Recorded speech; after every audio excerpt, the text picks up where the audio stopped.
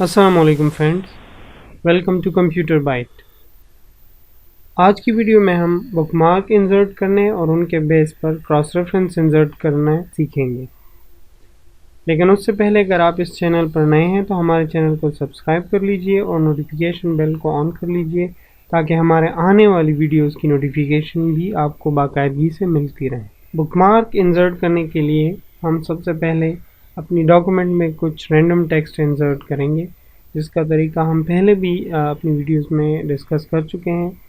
Is equal to RAND bracket start, फिर जितने paragraphs हमें चाहिए फर्ज करें 25, कॉमा हर पैराग्राफ में कितने सेंटेंसेस होने चाहिए। इन केस यहाँ पे मैं 8 इंसर्ट करता हूँ, फिर पैरेंथेसिस क्लोज कर दें और इंटर प्रेस कर लें।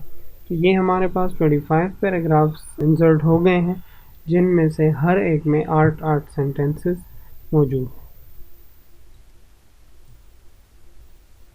अब इस फाइल को सेव करते हैं।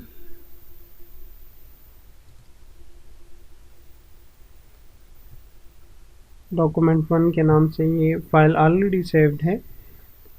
इसमें बुकमार्क इंसर्ट करने के लिए हम थोड़ा सा इसमें स्क्रॉल डाउन करते हैं।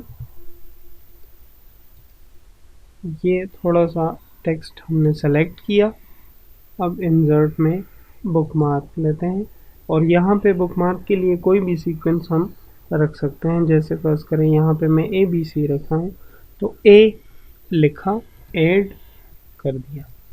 अब यही फाइल अगर हम सेव करके क्लोज कर देते हैं और नेक्स्ट टाइम इसी फाइल को ओपन करते हैं तो हमें ये फाइल स्टार्ट से मिलती है।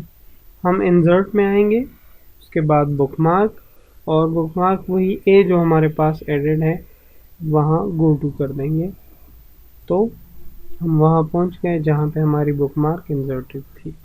इसी तरह अगर हम से आगे स्टडी करते हैं, एडिटिंग कर रहे हैं, प्रूफ रीड कर रहे हैं, कुछ भी जो हमारी एक्टिविटी है वो हम कर रहे हैं, फर्स्ट करें हम यहाँ तक आए, इसको सेलेक्ट किया, है इंसर्ट और बुकमार्क, और अभी दूसरे बुकमार्क के लिए हमने B सेलेक्ट किया, B पुट किया, फिर ऐड, और ये साथ में सेव कर लेंगे। फिर वही बात रिपीट करूँगा। अगर इस फाइल को हम क्लोज करें और फिर ओपन करें तो ये स्टार्ट से ओपन होगी। अब हम बुकमार्क में आएंगे, इंसर्ट, बुकमार्क, और B सेलेक्ट करके गो टू क्लिक कर देंगे, क्लोज। तो ये हम बुकमार्क नंबर B, जो कि video provides a powerful way to help you prove your point था, ये यहाँ तक हमें पहुँचा गया। अब एक और बुकमार्क इंसर्ट करते हैं। फर्ज करें ये हमने सेलेक्ट किया, फिर इंसर्ट, बुकमार्क, और अब C इंसर्ट करते हैं। C के बाद ऐड पे क्लिक करें, ये बुकमार्क भी हमारे पास है। अब हमारे पास इस डॉक्यूमेंट में 3 पॉइंट्स पे बुकमार्क्स इंसर्टेड है। अगर इन्हीं के बेस पे हम कोई क्रॉस रेफरेंस इंसर्ट करना चाहते हैं, एक रेफरेंस पॉइंट लगाना चाहते हैं, तो मैं ज़रा इसको टेबल में करके दिखाऊंगा आपको।